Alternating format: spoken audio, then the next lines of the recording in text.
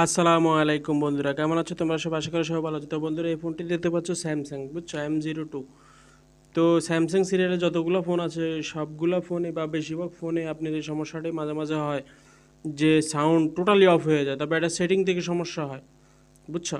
তো এটা কীভাবে চেক করতে হবে? তো তুমি সেটিংয়ে চলে যাবেন, সেটিংসে চলে যায় নোটিফিকেশন চলে যাবেন, চলে গিয়ে এখানে মানে ডো নট ডিস্টার্ব ডিস্টার্বের অপশনটি অন আছে, এটা খালি অফ করে দিবেন। অফ করে দিলে আপনার সাউন্ড ঠিকঠাক হয়ে যাবে।